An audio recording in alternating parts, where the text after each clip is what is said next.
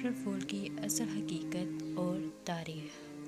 جب عیسائی افواج نے اسپین کو فتح کیا تو اس وقت اسپین کی زمین پر مسلمانوں کا اتنا خون بہایا گیا کہ فاتح فوج کے گھوڑے جب گلیوں سے گزرتے تھے تو ان کی ٹانگیں گھٹنوں تک مسلمانوں کے خون میں ڈوبی ہوتی تھیں۔ جب قابض افواج کو یقین ہو گیا کہ اب اسپین میں کوئی بھی مسلمان زندہ نہیں بچا تو انہوں نے گرفتار مسلمان فرمروا کو یہ موقع دیا کہ وہ اپنے خاندان کے ساتھ واپس مراکش چلا جائے جہاں سے اس کے آباء و اجداد آئے تھے۔ قابض افواج غرناطہ سے کوئی 20 کلومیٹر دور ایک پہاڑی پر اسے چھوڑ کر واپس چلی گئی۔ جب عیسائی افواج مسلمان حکمرانوں کو اپنے ملک سے نکال چکے تو حکومتی جاسوس گلی گلی گھومتے رہے کہ کوئی مسلمان نظر آئے تو اسے شہید کر دیا جائے۔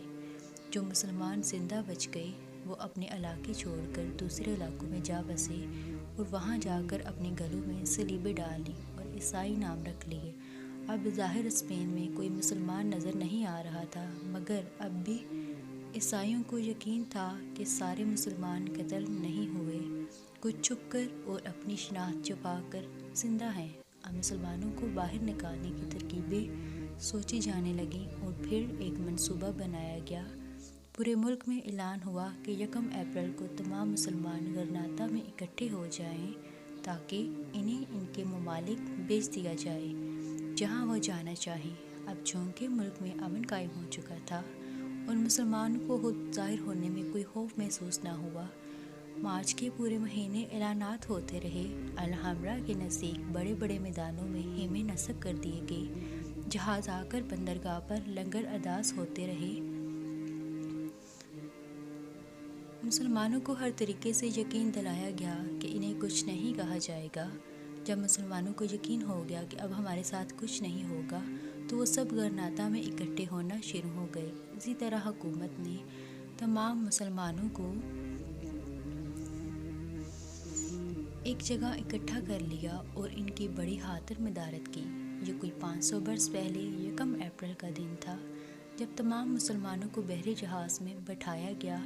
مسلمانوں کو اپنا وطن چھوڑتے ہوئے تکلیف ہو رہی تھی، مگر اطمینان تھا کہ چلو جان تو بچ جائے گی، جان بچی تو لاکھوں پائے۔ دوسری طرف عیسائی حکمران اپنے محلات میں جشن منانے لگے۔ جرنیلوں نے مسلمانوں کو الوداع کیا اور جہاز وہاں سے چلے دیے۔ ان مسلمانوں میں بوڑھے، جوان، خواتین، بچے اور کئی ایک مریض بھی تھے۔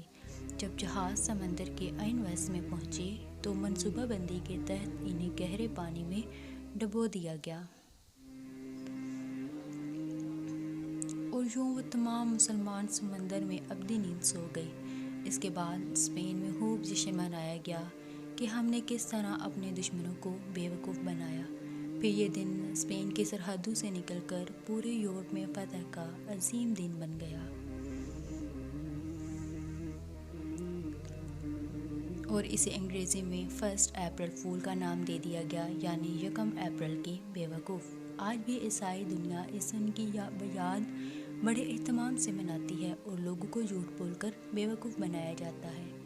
اس شیطانی اور کفری رسم کے درذیل نقصانات ہیں: دشمنوں کی خوشی میں شرکت کرنا، نفاق میں ڈوب جانا، جھوٹ بولنا اور ہلاکت پانا، اللہ کی ناراضگی پانا، مسلمان بہن بھائیوں کی تباہی اور بربادی کی خوشی منانا، مسلمان بہن بھائیوں کو مصیبت میں ڈالنا۔ دنیا اور آخرت میں تباہی ہی تباہی ہے۔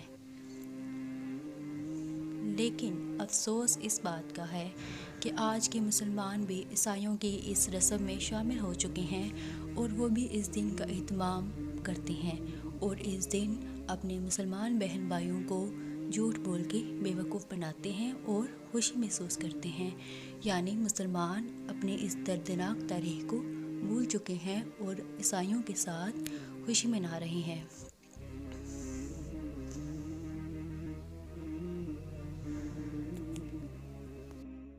اور عیسائیوں کی اس خوشی میں شامل ہو کر اپنی دنیا اور آخرت کو برباد کر رہے ہیں اور اللہ کی ناراضگی حاصل کر رہے ہیں۔